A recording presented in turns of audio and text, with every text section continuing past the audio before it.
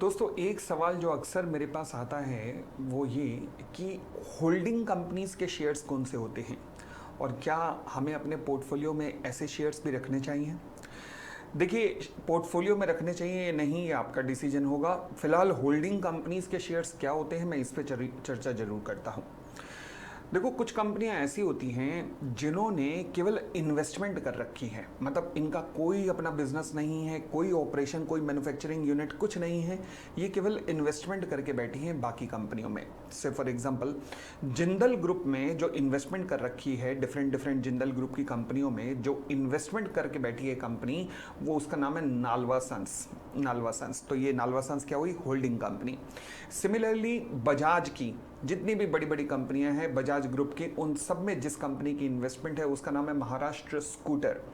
ऐसे ही आपने Asian paint में एक कंपनी का नाम सुना होगा, एलसिड इन्वेस्टमेंट, जिसका शेयर अचानक से लगभग 1.5 लाख रुपए का पहुंच गया था। तो कभी यूट्यूब पे आकर सारे एनालिस्ट ये कह रहे थे, देखा अगर इसमें इन्वेस्ट किया होता तो फिर मतलब इसमें लगा डाला तो लाइफ झिंगा लाला।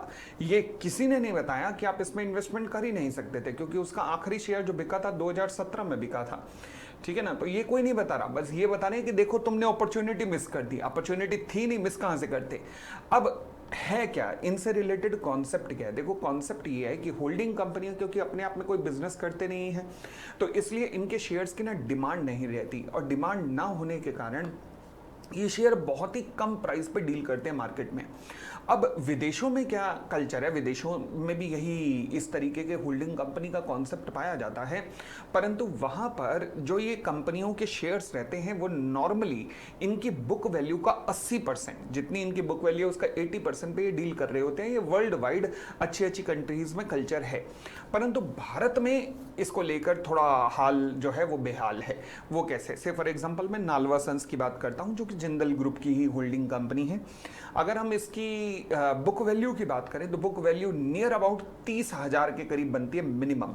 अगर जिंदल ग्रुप की डिफरेंट डिफरेंट इन्वेस्टमेंट को हम कैलकुलेट करें तो मिनिमम बुक वैल्यू उसकी 30,000 से 33,000, 33,000 के करीब बनती है।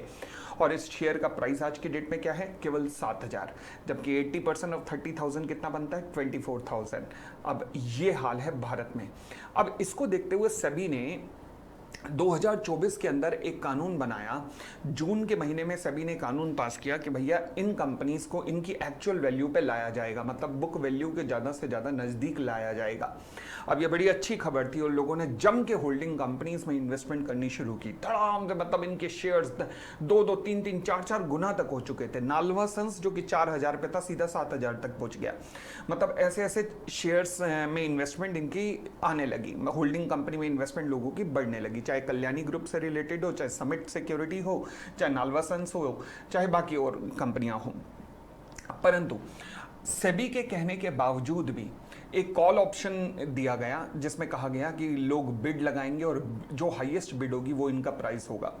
बट दिक्कत ये थी कि बावजूद इसके इस तरीके से शेयर्स में कहीं ना कहीं मैनिपुलेशन हुआ, पीछे से बैकएंड से ऑपरेटर से ये क्या हुआ कि ये कभी भी अपने रियल प्राइस पे पहुंच नहीं पाई। नालवा सन्स अगेन मैं एग्जांपल दूं तो आज भी 7,000 पे ही है, जबकि 30,000 इसकी मिनिमम बुक वैल्यू बनती है। Same is the case with the other companies as well.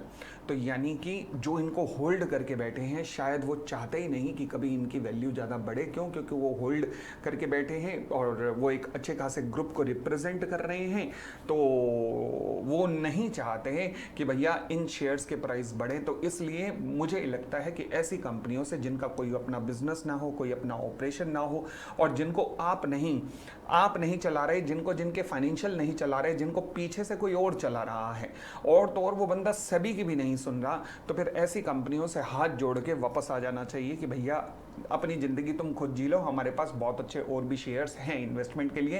तो मेरी सलाह यही रहेगी, आगे आप खुद समझदार हैं तो होल्डिंग कंपनियां क्योंकि कोई ऑपरेशन नहीं है, कोई बिजनेस नहीं है, केवल इन्वेस्टमेंट करके बैठी हैं, डिपेंड करती हैं अपनी सब्सिडरी की परफॉर्मेंस पे। सब्सिडरी की परफॉर्मेंस के बावजूद बावजूद भी ये अपने बुक वैल्यू के नज़दीक नहीं जाती हैं। क्यों? क्योंकि कोई डिमांड इनकी ऐसी नहीं है जैसे कि बिजनेस करने वाली कंपनियों की होती है, तो इसलिए ऐसी कंपनियों में इन्वेस्टमेंट करने का कोई खास फायदा नहीं है।